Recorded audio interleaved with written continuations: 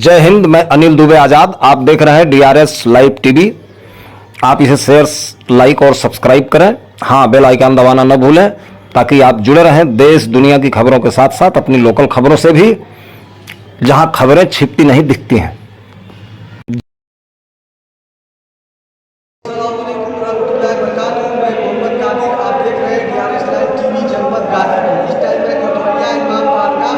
उपस्थित हूँ जिसमें कि मजलिसे बरसी कनीज फातिमा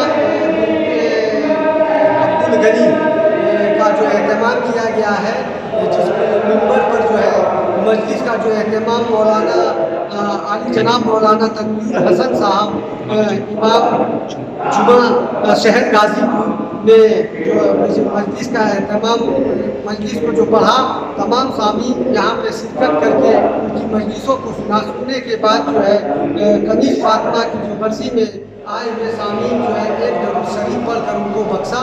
और जैसे कि ये कनीज फातिमा निजी पब्लिक स्कूल के प्रबंधक सरफराज हुसैन साहब की माँ का बरसी का जो एहतमाम था, और उप प्रबंधक आदिल अख्तर जो ये तमाम सामीन जो एक दरूद शरीफ पढ़ के उनकी माँ के लिए बख्शा अहले सवाब के लिए, इसी के लिए जो है जो तमाम इस न्यूज़ को देखे तो उनके अहले सवाब कनीज फातिमा के एक दरूद शरीफ पढ़कर बख्शे।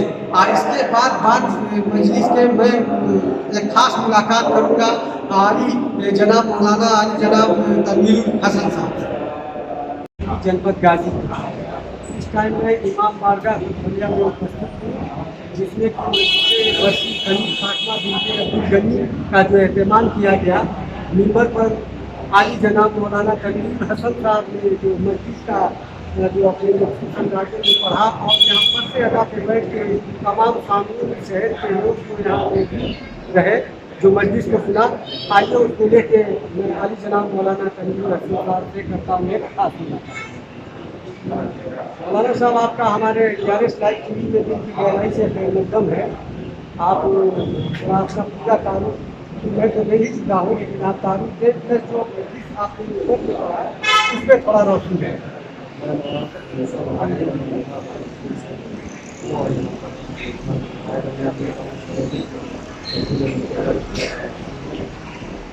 ये मजलिस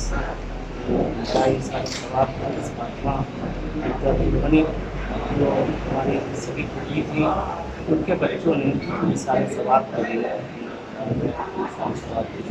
इसको मुनक़्क़िद किया था।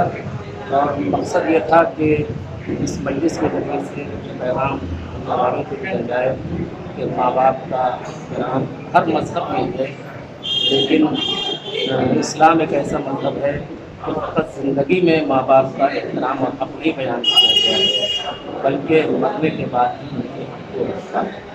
और उनके हक़ की अदायगी के लिए कुरान की तिलावत हो, ज़िक्र खुदा रसूल हो, ये करके उनको हम इसाले सवाब चाहते हैं। उनको ये सिलसिला जारी रखा जाता है ताकि उनको मुसलसल ये सवाब पहुँचता रहे और परवरदिगार आलम की बारगाह में उनके दर्जात में इजाफ़ा होता रहे।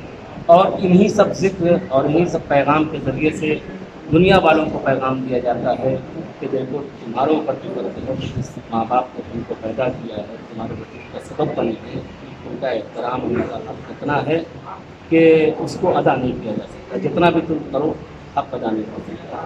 यही सब इन मजलिसों में बयान किया जाता है। उसके बाद जो है एक पैगाम ये दिया जाता है कि हर इंसान को चाहिए कि अगर तो उसके माँ बाप उसके और रिश्तेदार दुनिया से गुजर गए हैं तो उनको फरामोश न कर दें, उनको भूल न जाएं, बल्कि खुदा रसूल इमाम के ज़िक्र के ज़रिए से उनको हमेशा याद करते रहें और उनको इसारे सवाब करते रहें और उनको सवाब पहुँचाते रहें।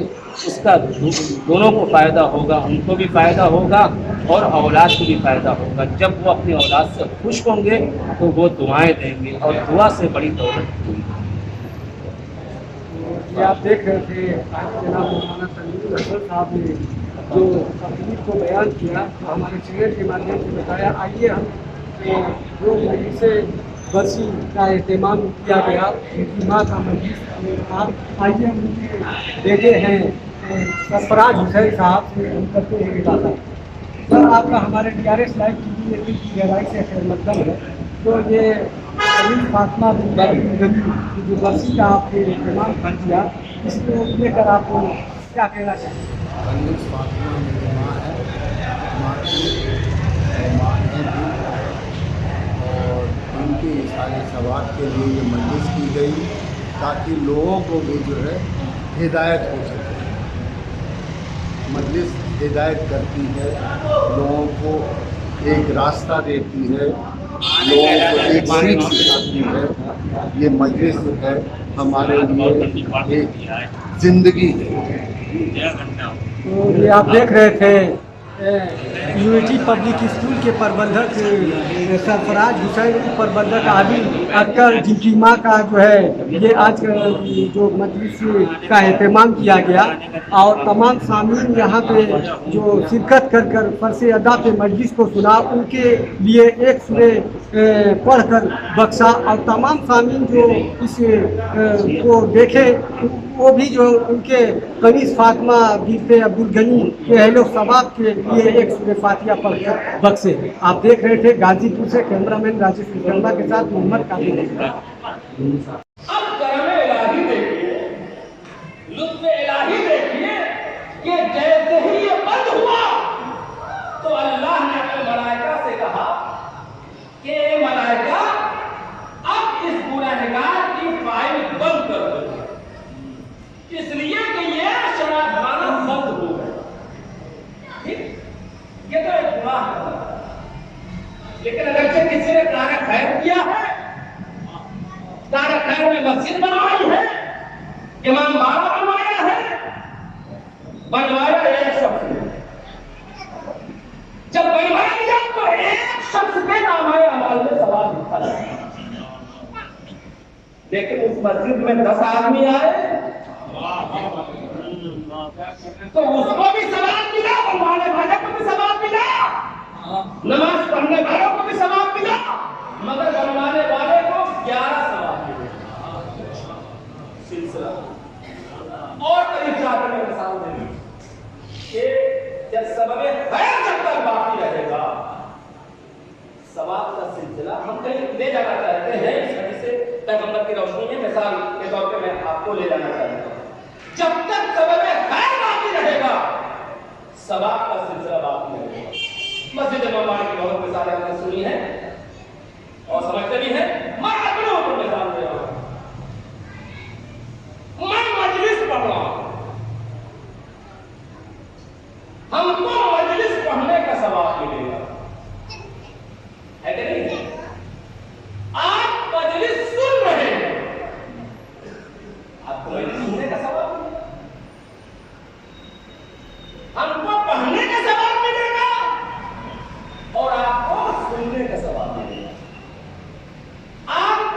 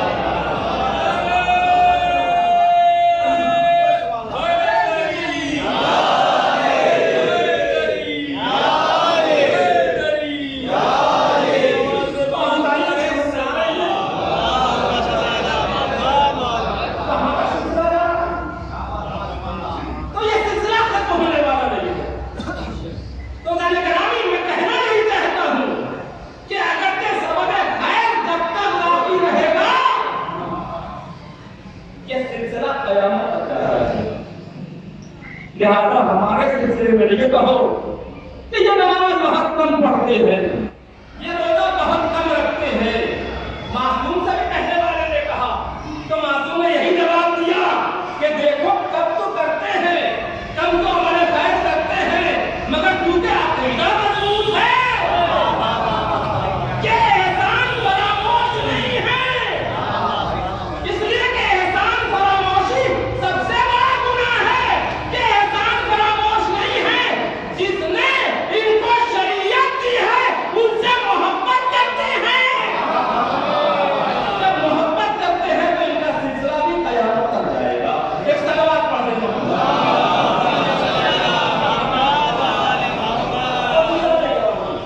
अगरचे सबब खैर वो माँ बाप कितने खुशकिस्मत है कि खुदा ने उनको ऐसी औलाद दी कि जो दुनिया में भी कामयाब रहे और आखिरत के लिए भी कामयाब रहे।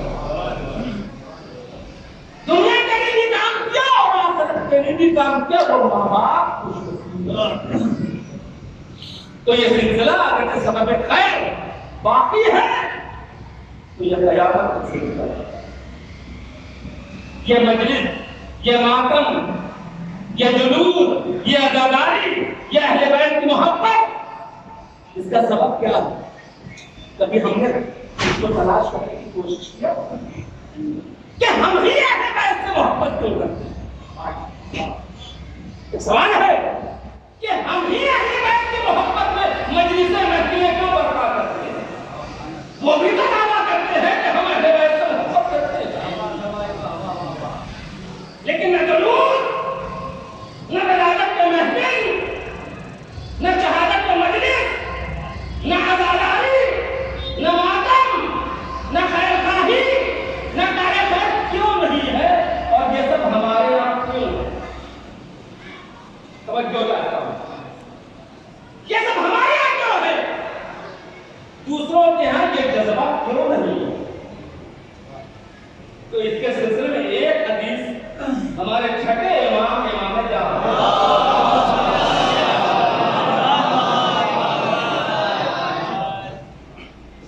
सबब मैं बता रहा हूं कि ये सबब क्या है कि हम आले मोहम्मद की मोहब्बत में सरशार है, हमारी औलाद आले मोहम्मद की मोहब्बत में सरशार है और उनकी मोहब्बत में सब कुछ करने के लिए तैयार है। क्यों? दूसरे के अंदर ये जज्बा क्यों नहीं है? अब यहां से सुनिए, छठे इमाम जाफर सादिक अलैहिस्सलाम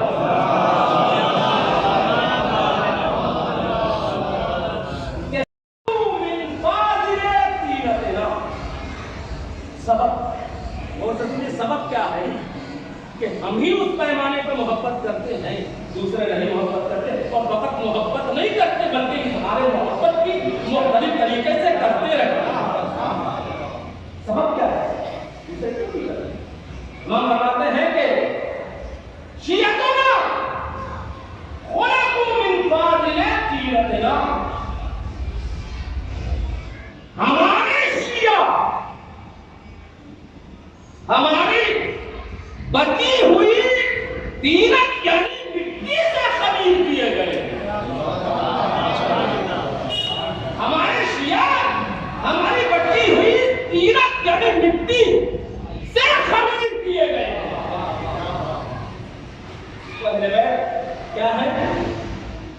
अहले बैत हर चीज को मुकद्दम करते हैं, हर चीज को मुकद्दम करते हैं किस चीज के ऊपर?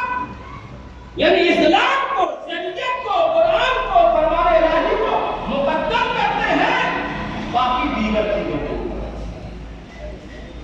तो जब हम उनकी बची हुई मिट्टी से पैदा किए गए तो गोया हम उनके जुज़ हुए। समझ लो, हम उनके लिए उनके जिस्म के जुज़ हुए। क्यों? उनसे जुज़ निकला। तो ये गट्टे 1 किलो आटा गूंथा जाए और चंद रोटी की जरूरत को तैयार कर ली जाए, जो बच जाए तो उसी को तो कहते हैं जो बची हुई थी। लेकिन मैं आपसे सवाल करता हूँ, ये जो पका हुआ आटा है, किस आटे का जूस? उसी आटे का तो जूस है जिससे रोटी तैयार हुई। ईमान का फरमा रहे हैं कि हमारे पिता हमारी बची हुई मिट्टी को रहा है, यानी आले मोहम्मद फूल है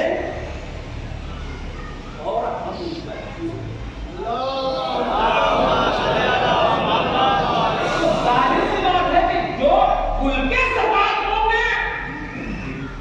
वही दूध में आना चाहिए। और ये भी याद रखिए कि अगर कुल से दूध अलग हो जाए तो फना हो जाए। ध्यान रखिएगा एक लफ्ज, अगर कुल से दूध अलग हो जाए तो फना हो जाए, लेकिन अगर दूध अपने कुल से मुत्तसिल हो गया तो फिर वो फना नहीं हो सकता। ये जानना चाहिए, वो फना नहीं हो सकता। मिसाल दे, एक कतरा पानी हमारे हथेली के ऊपर फूंक दिया, कतरे का वजूद खत्म, कतरे का वजूद खत्म हो गया। अब वही एक कतरा पानी जमीन को ऊपर डाल दिया, उसका वजूद खत्म हो गया। लेकिन अगर जो वही एक कतरा पानी हमने एक गिलास पानी में डाला, एक गिलास पानी में डाल दिया तो वो कतरा फना से बच गया, वो कतरा फना होने से बच गया। लेकिन अभी भी खतरा है, फना होने का अभी भी खतरा है, इसलिए कि गिलास का पानी जहां खत्म हुआ वो खतरा भी था। अब उस गिलास के पानी को फना से बचाना है, क्योंकि उसी गिलास में एक कतरा है। उस गिलास के पानी को फना से बचाना है तो क्या करेंगे? उस गिलास के पानी को नहर में डालेंगे। उस गिलास के पानी को नहर में डाल देंगे। तो अब जब तक नहर रहेगी वो कतरा बाकी रहेगा, फना नहीं। लेकिन नहर में भी खतरा है कि एक वक्त आए कि नहर सूख जाए तो फिर वो खतरा फना हो जाए। लेकिन अगर जब वही नहर दरिया से जोड़ दिया जाए तो उसकी हयात और जिंदगी और बढ़ जाएगी। एक खतरा है, उसकी हयात और जिंदगी और बढ़ जाएगी। जब तक दरिया रहेगा वो खतरा बाकी रहेगा। लेकिन अगर हम और जिंदगी चाहते हैं कि दरिया से भी ज्यादा जिंदगी हो जाए, मसाल को दरिया से भी ज्यादा जिंदगी हो जाए, तो अगरचे हम अपने कदरे को वजूद देना चाहते हैं तो उस दरिया को जोड़ दे बंगाल के समंदर से।